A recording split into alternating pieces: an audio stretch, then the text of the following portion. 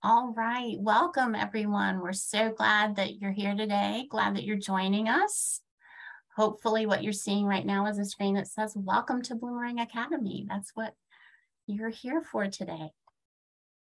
So awesome. As you're coming in, if you don't mind just putting into the chat, let us know where you're joining us from today and what the weather is like where you are. Currently in Indianapolis, it's 70 degrees and overcast, but it's been just lovely.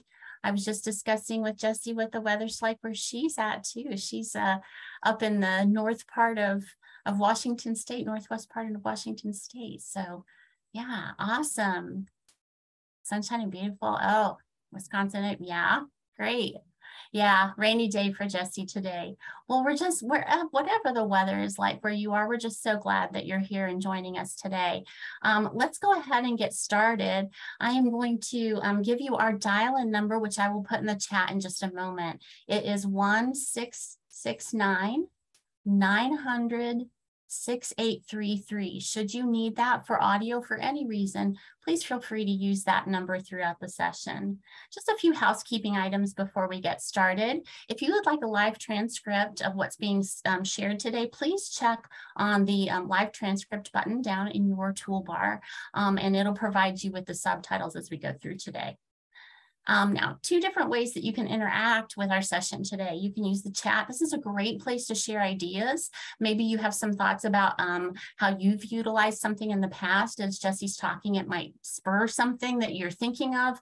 Please go ahead and feel free to share that. It'll go to all of everyone. It'll go to the participants and the hosts and panelists as well. But if you do have a question directly for the host and panelists, the better place to put that might be in the Q&A. We're more likely to see it there, especially if the chat gets busy. So just kind of make sure that you put it there so that we have a better chance of seeing it and answering it. A few other things very quickly before we get started. The resources mentioned in this session today will either be linked or shared in a follow-up email. So you don't need to be frantically writing down links. We will share all of this information with you later. We're going to share the slides and the recording, so you'll have everything you need to go back and revisit this session later on or share it with others. If you have any questions and we're not able to answer them today, please feel free. We will reach out to you afterwards, so please don't panic about that. You will get an answer. We will make sure that we send you an email with an answer to your question if it's not answered here today.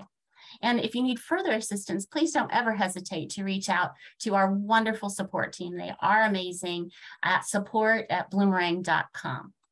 So without any further ado, I want to get started. We're going to have a wonderful time today. Jessie Gilchrist is joining us from Zapier to talk about Bloomerang and Zapier automating classy fundraising to Bloomerang. So Jessie, take it away.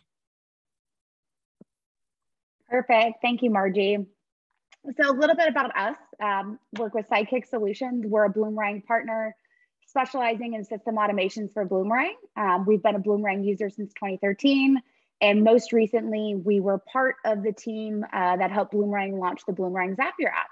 So lots of knowledge here with the Bloomerang Zapier app and classy as well. So excited to dive on in. I'm gonna go ahead and turn my video off so you can focus on the demos we're gonna do today, but wanted to put a face to a name. Great to meet everyone, and we'll pop our contact information here up at the end of the presentation as well. So the goal of today's webinar is to show how a Bloomerang integration with Classy using Zapier can support your fundraising efforts by reducing the time spent performing data entry and ensure consistency across donation coding and Bloomerang. So today we are going to do an introduction to Bloomerang and Zapier, really focusing on how they work together and why Zapier integrations are a key feature of your Bloomerang system and fundraising strategy. And then we are actually going to do some live demos and explore and demonstrate how you can use the Bloomerang Zapier app to not only sync donations from Classy to Bloomerang, but also dynamically code the fund campaign and appeal in Bloomerang based on the Classy campaign. And then we're going to wrap up by talking about how you can get started integrating Classy with Bloomerang. So as I mentioned, there's going to be live demos throughout the webinar to show you how to set up these automations for your organization. And As Margie mentioned already, we're happy to answer questions. So please go ahead and put those in the Q&A. So as we go through the webinar, I'll keep an eye on those, but we should also have some time at the end to address those questions too. Now, it's really common for organizations of all sizes to use many types of software, and we believe that automated integrations are essential to your donor database. So what integrations can do is they can really help you connect your different systems or tools that you use, creating a tech stack that supports your organization and its strategic goals. And this is where Zapier comes in. As some of you may not be familiar with Zapier, we're going to start with a high-level overview of what Zapier is and why we believe it's a key feature of your Bloomerang system and fundraising strategy. If you are familiar with Zapier, just bear with us for a couple minutes here while we cover this for those who are not familiar with Zapier. So Zapier is automation software that enables additional Bloomerang integration and fundraising opportunities. It's a middleware that sits in between Bloomerang and other apps you use, helping them talk to each other. And Bloomerang's Zapier app really extends the power of your database by enabling integration with over 5,000 other apps in Zapier's directory. And Zapier is designed for anyone to build an integration. So you don't need to be a developer or know code to set up your own automation. And it's really this no-code platform along with the flexibility of Zapier that enables custom integrations. You aren't going to be limited to a one-size-fits-all workflow, mapping, or formatting, allowing you to really build an integration that's perfect for your organization and your workflows. So obviously today we're going to be talking about Bloomerang and Classy, but I want to show you really quick where you can go in Zapier if you want to look at what other apps are available in Zapier's marketplace. So as I mentioned, there's over 5,000 apps in Zapier's marketplace. So if you go to zapier.com/apps, and I'll go ahead and send this in the chat. If you go to zapier.com/apps, this is Zapier's directory, and you can search for any app in its marketplace to connect with the other tools that you're using.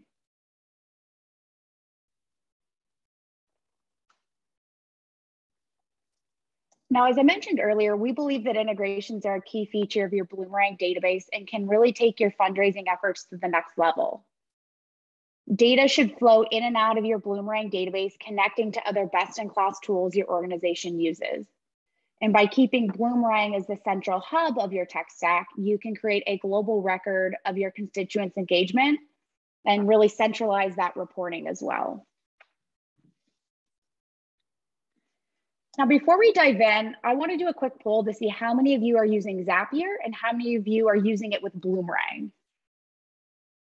So Margie just went ahead and submitted a poll. So if you want to go ahead and let us know how many of you are using Zapier and specifically using it with Bloomerang, or also if there's many of you that are brand new to Zapier and haven't heard of it before, that's great as well. Okay. Looks like quite a good majority of you haven't used Zapier. Some of you have heard of it, but haven't used it. And only a handful are actually using Zapier today. Perfect. Okay. So we are actually going to dive right in by talking about the basic sync and demonstrating how to set up a basic sync of transactions from Classy to Bloomerang. So when we are syncing transactions from Classy to Bloomerang, there are two primary steps. The first is our trigger. So this is where we are triggering on a new successful transaction in Classy. And then after that are our core Bloomerang steps, which is finding or creating a constituent in Bloomerang and creating a donation in Bloomerang. And this donation in Bloomerang is added to the timeline of the constituent that was found or created here. Now you'll see that there's a couple of additional steps here, and these are needed to ensure the data flows appropriately from our Classy platform to Bloomerang. Now, if we talk through this, I always like to talk through it in a narrative form. For some people, the illustration is more helpful. But what our workflow is going to do is that for each new successful transaction in Classy, where it's not an offline donation and the amount is greater than 0. We're going to cover this here in a minute. We're going to find or create our constituent in Bloomerang, make sure the date is in our time zone, and then create our donation in Bloomerang on that constituent's timeline. So let's go ahead and hop into Zapier and set up our Zap. Let's put this one here. So when I log into Zapier, the first thing I'm going to do is I can either click the orange button up at the top, or from the Zaps page, I can click the blue create button. And I'm just going to choose to create a new Zap. Now, as I mentioned on that last slide, our workflow starts with a new successful transaction created in Classy. So we are going to search for Classy as our app. Actually, that was the wrong one. We're going to choose Classy as our app. We're going to choose our event, which is a new successful transaction. And the trigger here in Zapier, this is what prompts the integration to run. So when this event occurs, when a new successful transaction is created, so when that transaction moves from a status of pending to successful, it's going to trigger our Zap to run and all the subsequent actions to run. So once we select our trigger, the next step is to choose our Classy connection. And then Classy allows us to pull in, or Zapier allows us to pull in up to 3 recent transactions that are samples. So they're not going to run through the live integration, but they allow us to set up our mapping in the rest of our automation. So Zaps only run in real time. So once the Zap is published and turned on, it'll only run in real time. So new successful transactions, once it's on, will sync to Bloomerang. But this ability to pull in some recent transactions allows us to set up our mapping in the rest of our flow in Zapier. Now, once we have our sample transaction, let me just see which one I want to use here.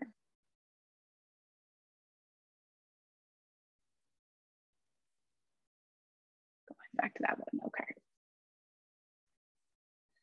So once we've set up, or once we've selected our sample record, then as you saw in my Zap here, I have this little diamond. Now, in our illustration, we consider this a filter. So this is a way to say that only certain types of successful transactions in Classy should sync through to Bloomerang. Now, the filter we typically set up for a Classy to Bloomerang solution will filter out offline donations and any donation or any transaction that has a $0 value. So many of you that may be familiar with Classy, you can do event registration pages. And if that's a free event, it will actually create a $0 transaction. So in order to ensure we're not also creating a $0 transaction in Bloomerang, we're going to go ahead and filter out. So I'm just going to choose filter by Zapier. This is utility in Zapier. And the first filter we're going to apply is that we want to make sure that our amount, so you can see the field I chose is our total gross amount, that our amount is greater than 0. So we're saying that if that transaction amount is greater than 0, that is when we would sync it to Classy. Now, as you heard me mention a couple minutes ago, we also are going to filter out and say we're only going to continue if it is not an offline transaction. Now, the reason why we do this is intentional. Most offline donations are paid via cash check, donor advised fund, IRA distribution. Essentially, they are not processed by a credit card on Classy's platform. And so most users prefer to manually enter those gifts in Bloomerang so that they can enter those additional details that wouldn't be captured in Classy. Again, things like the check date and check number, details about the donor advised fund or the IRA that the rollover is coming from. So the best practice is to filter out these donations and manually enter them into Bloomerang. But you can still add them as offline donations in Classy to ensure that your campaign progress is reflective of all of the donations you've received to date. So in order to do this, I'm actually going to add another piece of logic or criteria to my filter. And I'm going to say that I'm only going to continue if my payment method is not offline. So I'm saying that my payment method, the value that's returned in that does not exactly match offline. Now the sample transaction I've pulled in here to show our mapping is actually an offline transaction. So you'll see that when I click continue, it's going to tell me that my filter would not have passed. It wouldn't have been successful and my Zap would not have continued, which is actually operating exactly how we would want for it to be. So it stopped because my payment method was offline and there was no charged amount to a card or an ACH payment because it was an offline transaction. So our filter operated the way we would want it to in the live Zap. So this is good to know that you can actually enter an offline transaction in Classy to then pull it in as a sample and use it to set up your mapping. You could absolutely do that, and it will allow you to then set up your mapping with an offline donation from Classy instead of having to submit a donation and process against a card in order to set up your Zap. So now that we've set up our filter, our next step is going to be our Find, Create Constituent Action in Bloomerang. So I'm going to click the plus sign to add another action. And I'm going to search for Bloomerang and choose the Bloomerang Zapier app. Once I do this, I'm going to select the Find Constituent search.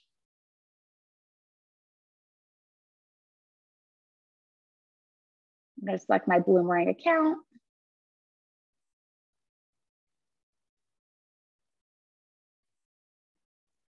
And the first thing I need to select in my Find Constituent search is which type of constituent I'm looking for, an individual or an organization. So we're going to select a type of individual, but it's important to know that if you collect donations for organizations and individuals via your Classy donation pages, there is advanced functionality in Zapier that can support conditional pass-through logic to sync organizations and individual donors to Bloomerang as applicable. For this demo and basic sync today, we're going to focus on individual donors. But again, there are ways to accommodate both organization and individual donations coming through your Classy donation pages if you have that functionality enabled. So we're going to set up the mapping for our search. So what fields we're going to use to search for an existing individual constituent in Bloomerang. So I'm going to go ahead and just click into the first name cell, and it's going to pull the data that's returned from my trigger as well as any preceding step. So we're going to go ahead and pull in my supporter first name from Classy, my last name from Classy. I'm going to pull in my address. And again, this is just the street address. So this is the ability to search and try and find a matching constituent in Bloomerang. I'm going to pull on the supporter phone. I didn't enter one on this test transaction, and then email. And so you can see I can either expand and scroll through to find the field that I'm looking for, or I can actually search for the field using a keyword so that it makes it a little bit easier when you have a large payload of data from that trigger to find the exact field that you're looking for. Now we're going to leave these two options right here to include the constituent's cumulative giving history and household information. We're going to leave these empty because these aren't relevant to this workflow that we're setting up. So we don't need to return that data from our search. Now down at the bottom, I don't want to just search for a constituent. I want to make sure that my automation is going to create a new constituent if an existing one wasn't found. So if this search doesn't return a match in Bloomerang, I want to make sure that my automation is going to then create a constituent. So down at the bottom, I'm going to check the box that says create Bloomerang constituent if it doesn't exist yet. And this is going to pull up a field set similar to if you were entering a constituent manually in Bloomerang. And the difference is that similar to how we did for the search, we are going to map in the data elements that we'd want to use when we are creating a constituent in Bloomerang. Now we're going to go ahead and leave informal name, formal name, envelope name, and recognition name empty because they are actually going to auto-generate using my first name and last name.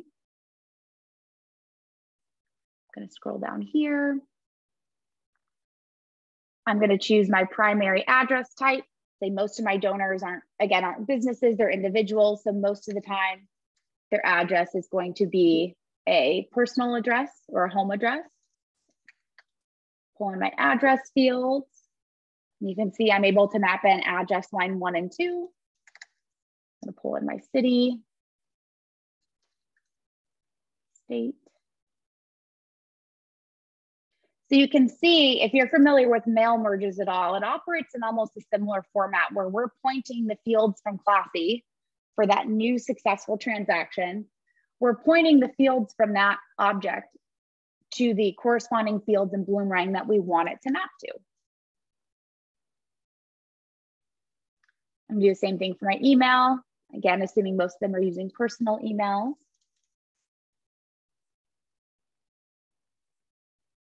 And then for phone, again, you may not know if you're getting home phone or mobile phone. Most donors these days are providing mobile phone. So most of our users prefer to default the phone type to mobile. You obviously could default that to home as well. We'll go ahead and map our phone field in. Now, again, if I had different custom fields on the constituent's profile that I wanted to code, I could go ahead and do this as well. So if I had an attribute for donor or an account type I wanted to assign as individual, if a new account was created, we could go ahead and code those in this action as well. So you can see in our sandbox account, we have a plethora of custom fields. So we could map to any of these if we wanted to, or even select a value if we wanted to just assign a value to every account that's created. So instead of a dynamic mapping, like we have for these fields above, where it's going to pull the data from Classy, we can simply select or assign the value that should be added or assigned in Bloomerang. So now that we've set up our mapping for our find constituent search and potentially to create a constituent as one isn't found, we then can go to our test action. So similar to how our trigger allowed us to pull in 3 sample records, test action is going to allow us to test this step and make sure it's successful. And then it's also going to return a payload of data that we'll use in our subsequent action steps in our workflow. So I'm going to go ahead and click test action. And you'll see that it's running right now. And it's going to confirm once it goes ahead and it, again, tries to perform a search first. If it's not successful, it then would create a constituent. But you can see that it returns this full payload of data for me right here that I could use in my subsequent zaps. So again, whether it's found or created, you're going to get that same payload of data that can be used in our subsequent steps. And we'll talk about why this is important here in a minute. Now, the next step we need to do in our zap, so we have our trigger, we have our filter, and we have our find, create constituent, and Bloomerang action. Now we need to convert the date to Eastern. So the date that the Classy Zapier app provides is actually in the UTC time zone. So we want to set up a formatter step to not only convert the time zone from UTC to, let's say, Eastern, but we also want to remove the timestamp that comes with it. So similar to how we did in filter, where we chose Zapier's filter utility, we are going to click the plus sign and we're going to use another Zapier utility, but in this case, it's called its formatter right here. So we're going to use the formatter app by Zapier. We're going to choose that we want to work with dates and times.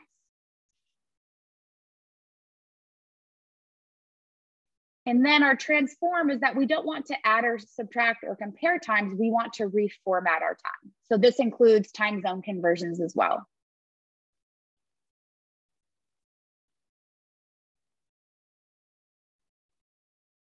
So as we get down into this step, you'll see that there's an input. So this is where we are going to map the date or the purchase stat date from our Classy trigger. Now you can see my sample transaction here is quite old. It's from 2021, but you're obviously, when you're pulling in a new sample record from your Classy system, you likely would have a more recent transaction. But this is the field we're going to want to use, which is our purchase stat date timestamp from Classy. And this is in a UTC time zone. So we want to come down here, and I'm actually going to work from the bottom up. So I'm going to start with saying, yes, that's correct. Our time zone we're converting from is UTC. And then I'm going to define what format our date from Classy is coming in as. So in this case, we are going to select this one right here. So this is the format. And this just tells Zapier or helps Zapier identify what format this date and time is coming in at so that it can appropriately convert it to the date and time that, or to the date that we want to assign on that transaction in Bloomerang.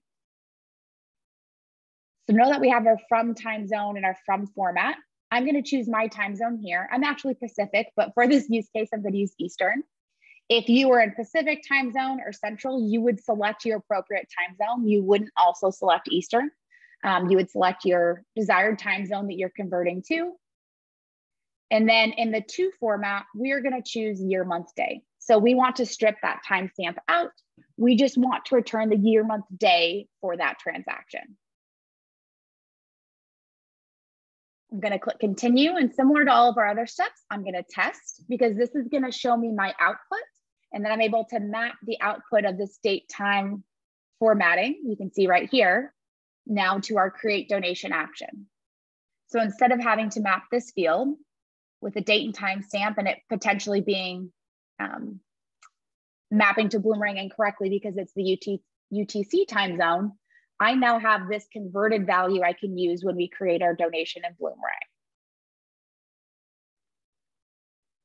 Now, the last step in our workflow is to create a donation in Bloomerang. So we're going to hop back over and we're going to click our little plus icon again and search for Bloomerang. And this time for our event, we're not going to do find constituent. We're going to choose create donation.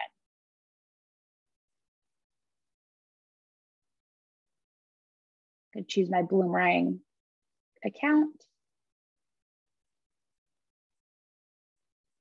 Now this is where this first field here is where the testing of our find create constituent action comes into play. So if we click in this field, it's going to bring a drop-down list of every constituent who's in our Bloomerang database. So in this case, my Bloomerang sandbox. I don't want to just select one of these individuals, as it would result in every donation coming through my workflow being added to the timeline of that constituent. Instead, I want to choose custom mapping. And what I'm going to do is I'm going to expand my find constituent and Bloomerang action. And you'll see again that full payload of data that was returned from our test. And what I want to find is this ID right here. So this is a unique ID for the constituent. It's different than the account number, but it's an ID that's used on the back end in Bloomerang to identify the account or the constituent. So we're going to go ahead and map that field. And what that's going to do is that every time our Zap runs and the new successful transaction triggers our Zap and it completes that find create action, it's going to ensure that that ID that was found or created is returned here, ensuring that our donation gets added to that specific constituent's timeline. The next thing we're going to do is map the output from our date time formatter. So you can see there's an output field right here, and that returns my year, month, day that we reported or converted our purchase at date to. I'm going to assign my method of credit card. Going to map my amount. Again, this was an offline donation, so my amount here is going to come through empty, but this would be the amount of our donation. And then for this basic sync, we're just going to be selecting the fund, campaign, and approach that should be assigned when these donations are created in Bloomerang. We're going to talk about how to make this more dynamic here in a moment, but just so you can see, there is the ability to simply ensure that every donation gets the same coding. And that's by selecting the value from your drop-down list. And this is going to populate and pull in the values specific to your Bloomerang database. So this is pulling from my Bloomerang sandbox, but all of the values that you have set up in your Bloomerang database are going to show up in that drop-down field for you. There are other fields we can map to as well. So we can choose whether our acknowledgement status in Bloomerang is going to be marked as yes, no, or do not acknowledge. Really an organizational preference on this one. Some of my organizations prefer to say, yes, it's already been acknowledged, or will mark it as do not acknowledge due to the confirmation email that goes out from Classy. Others want to mark it that no, it hasn't been acknowledged because they want to send another potentially more personalized communication from Bloomerang, or potentially a letter for that transaction. We can do things like map the comment on the donation to our note in Bloomerang. Again, if we want to capture some of those details or messages from our donors.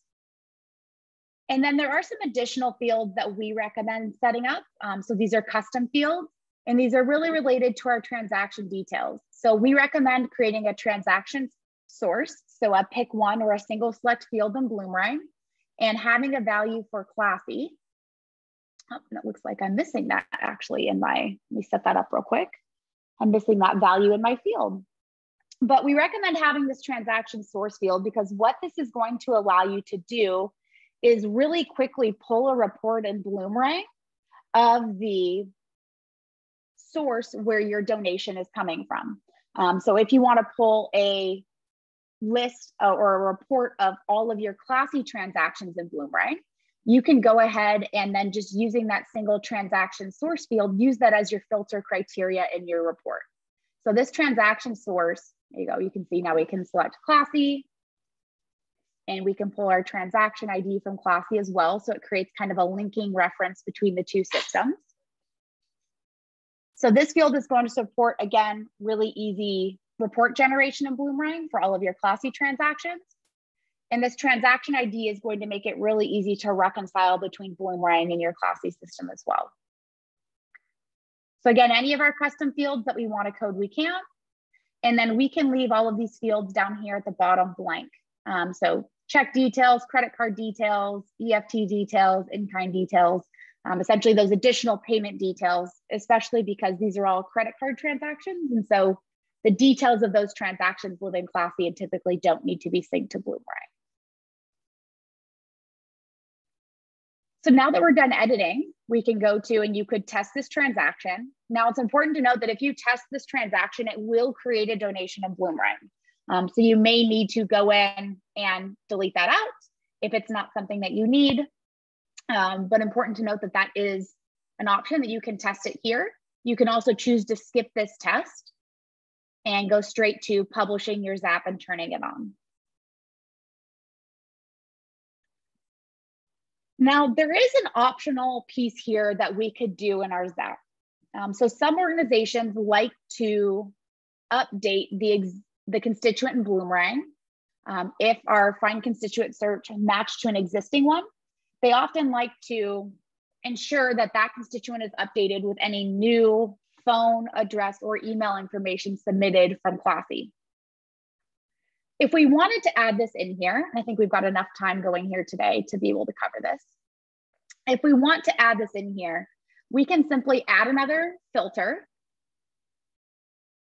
So we're going to add a filter. And there is a field returned from our find constituent search right here. It's called Zap data was found. So if I scroll, it's actually usually all the way towards the bottom. Or maybe it's in the middle this time. Right here. Zap data was found.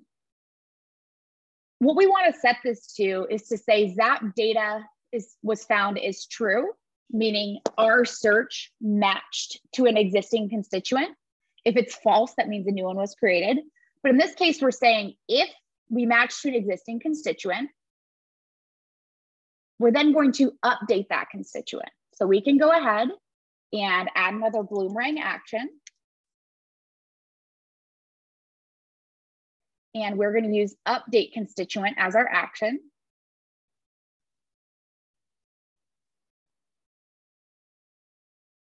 Choose our account. And similar to as we did in the create donation action, the first thing we're going to do is we are going to map our ID from our find create constituent search earlier. So that ID for the account we matched to. I'm going to go ahead and use that ID to say we are going to update that constituent. And then I can scroll down and I can pull in and map my phone.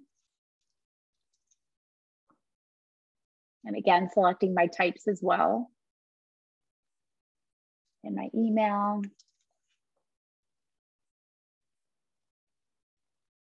And again, you could pick and choose. Maybe you only want to send or update with new email addresses. Maybe you want to only update with new phone numbers. You don't have to map all 3 of these different field sets. That's completely up to you. Most organizations do, but it really is organizational preference. Go ahead and map all this in.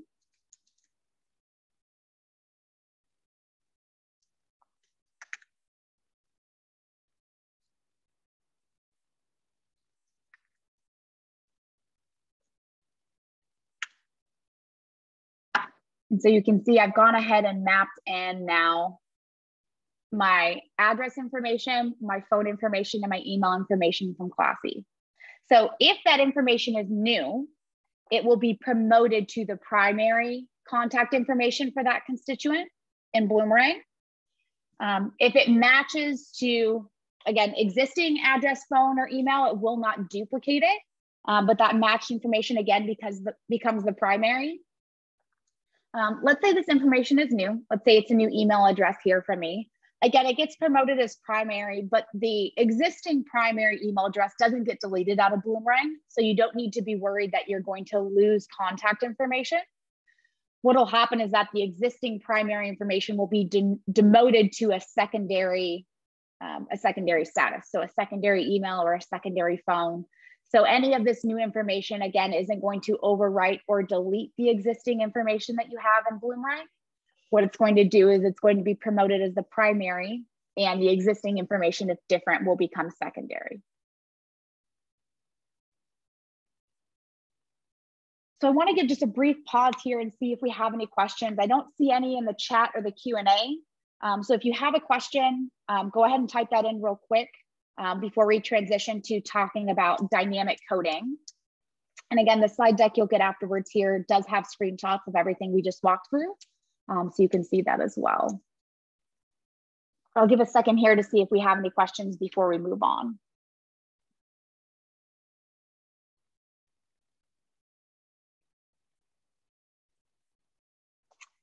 Great question. So Alicia asked, do we need to set up a Zap for each campaign we create in Classy? And so the answer is no, you don't need to. So the flow we just talked through, yes, it would potentially be one where you'd want to set it up for a campaign and define the campaign in the filter so that that fund campaign appeal you've selected in the create donation step is specific to that campaign. But what we're about to talk through here, dynamic coding, is going to show you how you can flow transactions for all of your Classy campaigns through a single workflow and ensure that the fund campaign and appeal that are assigned in Bloomerang are specific to that Classy campaign. So it makes it very dynamic and very scalable that you can sync everything through one workflow. It's a great question. I think this next section here is going to clarify this a lot.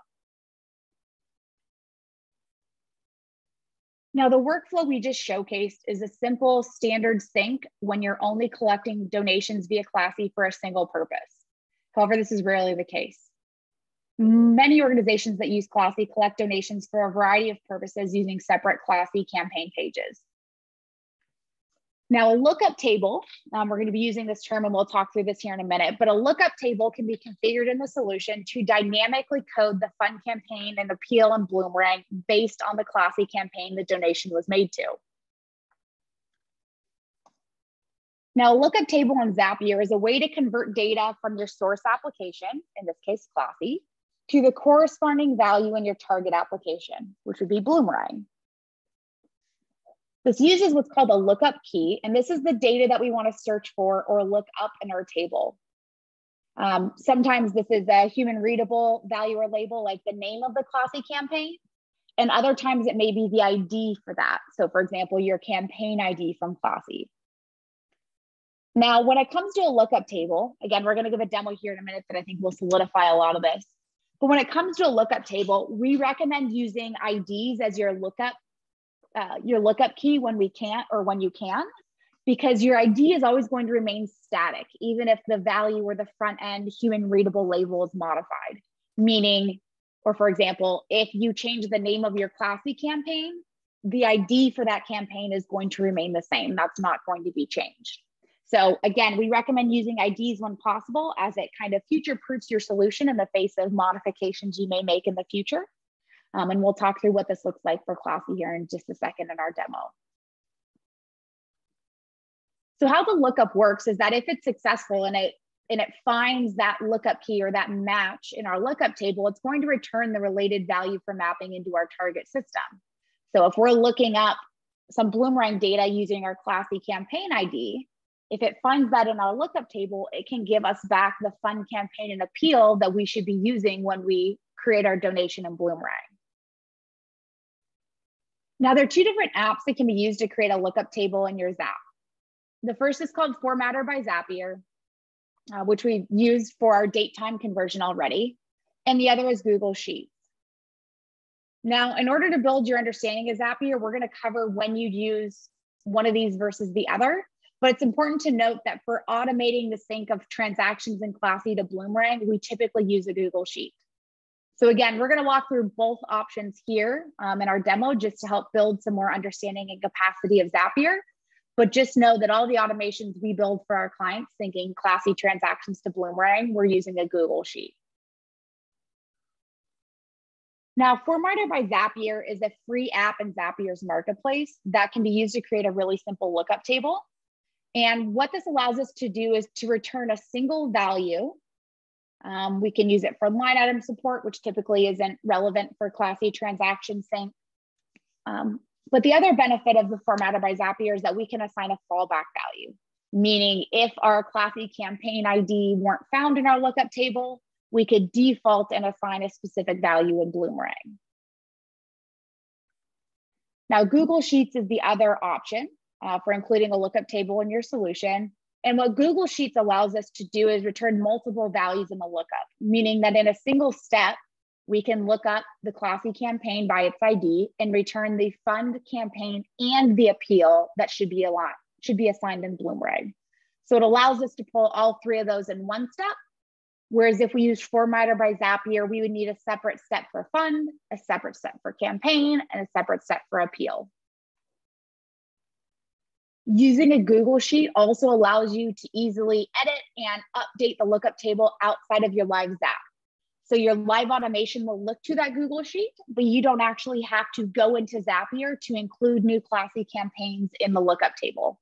It's all done from that Google Sheet. So you're not touching, again, that live automation in Zapier, which a lot of our users feel more comfortable knowing that they're not going to be touching their live Zap. Formatter by Zapier is one that has to be edited from within Zapier itself. And then Google Sheets can also allow us to do a lookup based off of two values. Not necessarily relevant to our Classy to Bloomerang sync, but important to know it does kind of have that additional feature or enhancement. Now we're going to go ahead and share a link in the chat for a recent Bloomerang webinar that demoed these two different lookup table types. We're not going to go through both of them today in our presentation, but I'm going to go ahead right now and send a link to the Zapier 201 webinar we did about a month or two ago in Bloomerang Academy. You can go ahead if you want to learn more about lookup tables and how a Formatter lookup table versus Google Sheets, how those look and how they're different. It's a great webinar. You can go watch the recording on that one. Now we're going to walk through now how to set up our Google Sheet for our lookup table. So in order to dynamically code the fund campaign appeal using the Google Sheet, the first thing we need to do is actually set up our Google Sheet. So I have a demo one right here. And the first thing we would do would be to set up our column headers. Now, our column headers represent the data we want to pull into our integration for each Classy campaign. So the first thing we have is our Classy details. So we have the campaign ID and the campaign name. Again, the campaign ID is the one that we want to be treated as required, because this is going to stay static even if our Classy campaign name changes. The Classy campaign name is included in this lookup table simply for a reference. So instead of needing to know what campaign ID 1, 2, 3, 4, 5, 6 is for, we can say that this is for our general donation page. So this really becomes more of a reference so that you can know which ID that campaign is actually in relation to. The other columns we're going to want to add are for the fund campaign appeal. Now I have this little divider column here. This is not necessary. This is for me visually to see the difference between where my Classy campaign columns are and my Bloomerang ones are. We also could just delete this column and maybe put a divider here. So again, options for how you want to set yours up. But the importance is that you start by setting up your column headers. So just by putting headers in that first row of your Google Sheet, and then you will populate in, back to my format I had here, then you will populate in your Classy campaigns. And these are actually some ones I have set up in my Classy sandbox. And you can see that once we put in our Classy campaign ID and campaign name, I can enter the fund, the campaign, and the appeal that I would want to assign in Bloomerang for that campaign. So I can have similar values across multiple Classy campaigns in a single field across all 3 fields. The importance is that I have 1 row per Classy campaign in my lookup table. So if I were to go into Classy and create a new campaign right now, I would add my ID here and the name of my campaign, and then I would add my fund campaign and my appeal. And by simply adding those in there, again, almost as quickly as I just did, you then would ensure that when the first transaction comes through for that new campaign, the fund campaign and appeal that you've assigned are going to be coded on that donation in Bloomerang. Now, in case you don't know where the campaign ID is listed in Classy, if you go to the campaign page in Classy, the campaign ID is listed right here on the left. So they make it very easy for you to grab that ID. You don't have to go somewhere special. You don't have to grab it out of a URL. You can just grab it right from there. So for example, my test campaign here, it's still in draft, but I could add this one into my table, which was 14.4.1.1. And I, again, could put my fund campaign and appeal that I would want assigned in my automation. Now, the beauty of using a Google Sheet is that let's say your organization uses your coding in your campaign or your appeal or even your fund values. The Google Sheet's going to make it really easy that at the start of each new fiscal year, you can come in and simply change the value that's assigned, and it'll assign that new value on a go forward basis. So it's not going to update for transactions that have already synced to Bloomerang, but on a go forward basis, it'll start assigning that new value. So again, if you want to change the appeal over time or the campaign, or again, you have a value that has the fiscal year code and you need to update that every year, you can go ahead and do that really easily from the Google Sheet by simply updating the value you have listed in the table. Now let's hop into Zapier and show how that basic sync we started setting up, how we would include this lookup table in that process. I'm gonna go ahead and give myself some accurate values here again. So I'm gonna hop back over. So this is the same Zap that we had been working on. Go ahead. You can see we have all of our same steps. What I'm gonna do is right after my date time here, I'm gonna go ahead and just click the plus and insert a new step here.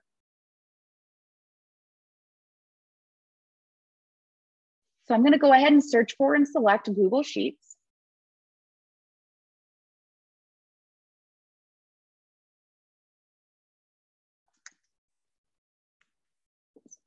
Google Sheets. And I'm going to choose an action of looking up a spreadsheet row. So down here at the bottom, this is one of Google Sheets' searches. I'm going to select my account. Let me reconnect my Google Sheets real quick.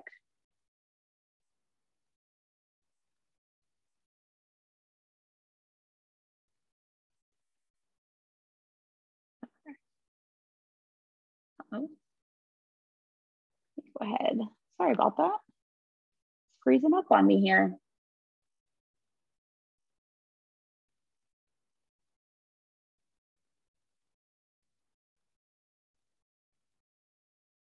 I need to, I actually have another Zap that has this fully set up that I can jump over to that, but give me just 1 second. Okay, so I'm gonna jump over to my other Zap here. It's already set up with this.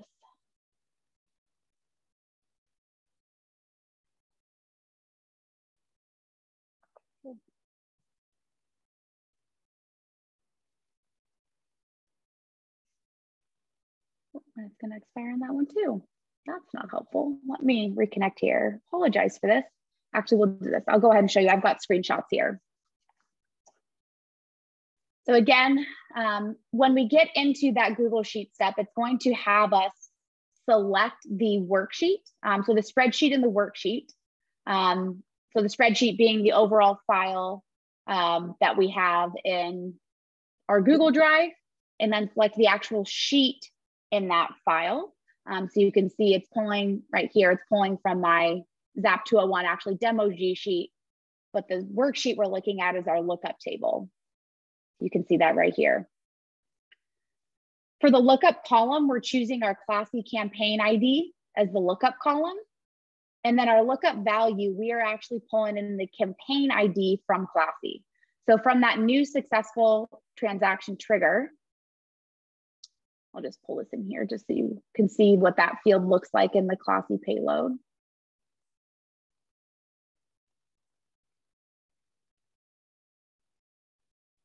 So again, if we wanted to pull in, or when we would be pulling that in, we can come here and you can see that we can get the campaign ID.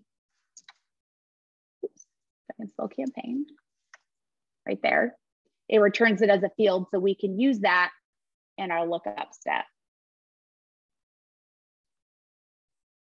So what it's going to do is that every time our Zap runs, it's going to take that campaign from the transaction and it's going to look it up in our column A for our Classy campaign ID.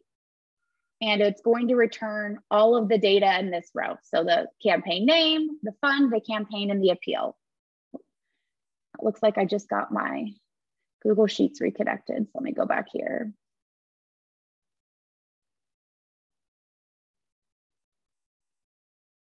Let's refresh this.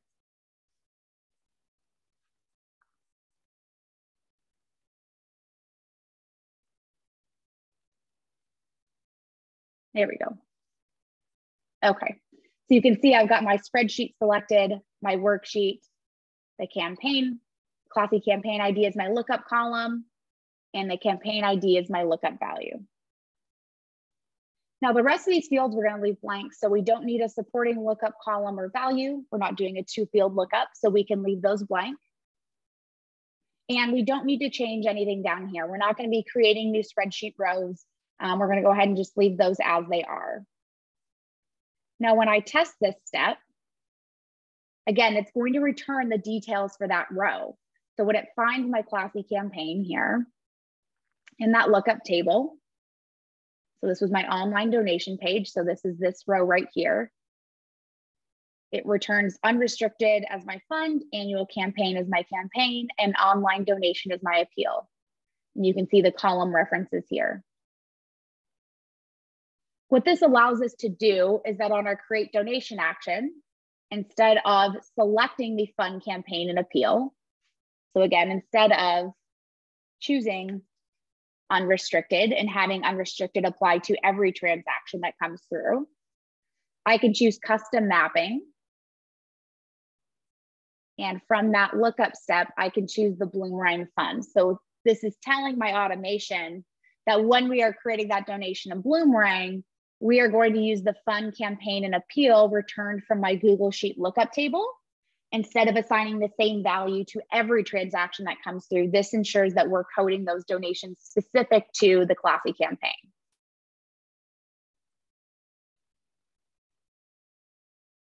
Now, getting started with Bloomerang automations, oh, actually I skipped right over one. So there are other enhancements.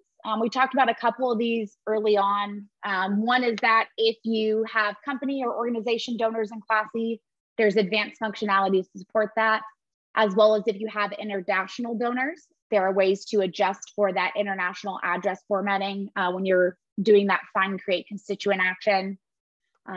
There are ways to code the fund campaign and appeal in Bloomerang based on the Classy designation, not the Classy campaign. There's also ways to convert additional Classy data to Bloomerang custom fields. For example, if the donor wanted to be anonymous, if it's an installment of a recurring donation, if they covered the fees. Sometimes organizations like to map that data into Bloomerang, and there's ways to convert it so that Bloomerang will accept it.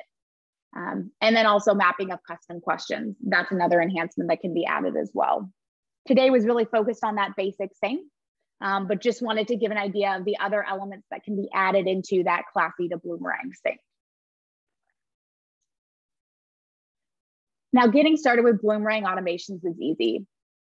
The first step is signing up for a Zapier account if you don't have one already. So Zapier begins with a 14-day free trial of what's called their professional tier. And following that free trial, your plan is actually converted to a free plan until you choose to upgrade.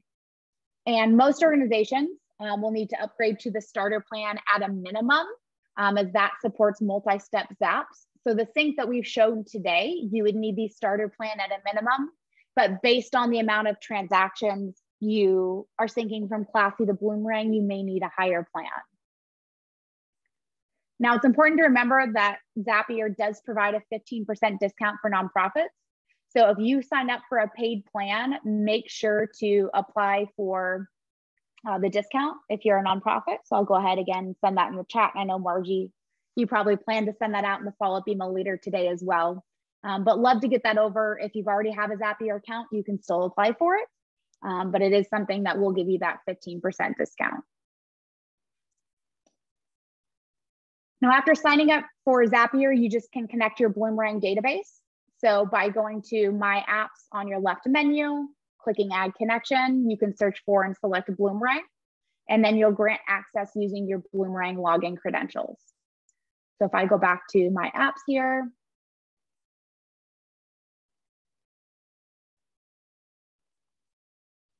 and click the blue Add Connection, I can then, well, Bloomerang is one of my first ones, but I could search for Bloomerang. And if you're already signed into Bloomerang, it's actually going to prompt you to grant access to your Bloomerang database. If you aren't already logged in, it's going to ask you to provide your username and password. So you can see I'm logged in already. I could simply click Grant Access, or I could log out and enter my username and password.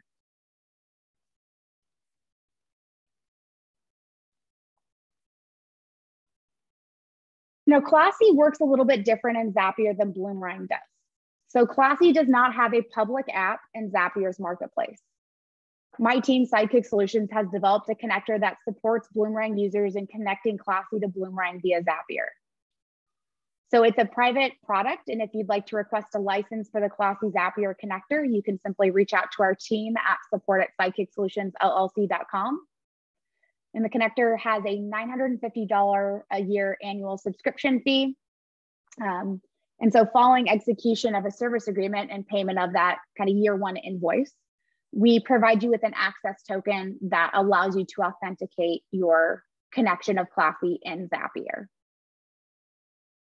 Now, we do also offer a bundled service that includes the first year of the Classy Zapier connector in the implementation cost.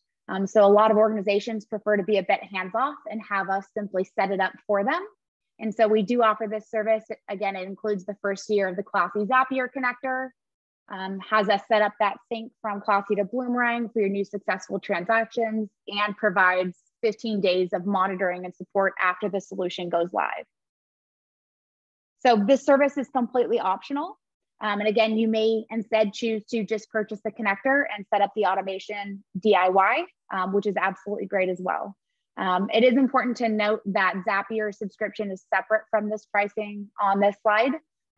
Again, if you're interested in Zapier pricing, if you go to the sign up page, you can view the pricing from there. If you want to learn more about Zapier automations, again, there are a lot of resources. Margie will be sending these out following the webinar, but a lot of resources there to help you. And there's also some templates in Bloomerang as well, or for Bloomerang as well. Classy is not one of them, but if you use other apps, you may want to check that template library to see if the other apps you're using are available. So we're coming right up on our time here. Really appreciate everyone attending today. Margie's going to go ahead and launch a poll. If you'd like to work with a consultant to set up integration, explore a use case in your tech stack, please reach out or let us know and we can reach out to you. Or if you want to move forward with the Classy connector for Zapier, feel free to respond to the poll as well, and we can follow up with you after today's webinar. I think we can go ahead at this time. If there are any questions, again, if you want to send those in the chat or in the Q&A, I can stay on a couple more minutes and answer any questions. Appreciate everyone hopping on today. Awesome. Thank you so much, Jessie. We really appreciate you sharing all this information with us today. And as Jessie said, she can hang out for a couple more minutes. If you have any questions, feel free to pop those into the Q&A or the chat. And thank you all for joining us and being a part of this webinar today. I'll leave the poll up for a few more moments. Don't forget to check out our website for more informative sessions that are coming up that you might be able to engage with. Thank you.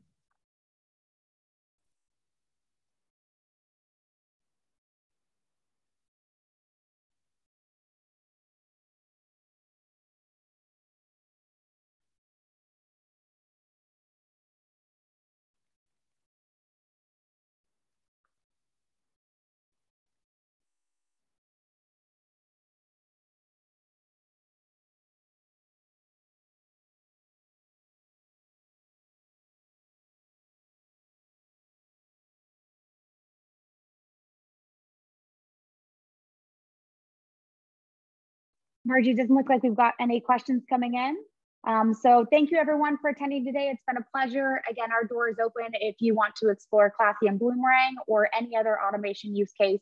Our expertise here at Sidekick is not limited to Classy and Bloomerang, so feel free to reach out if you have other automation questions, and we're happy to provide support if needed. Great. Thank you so much, Jessie. Everyone have a great day.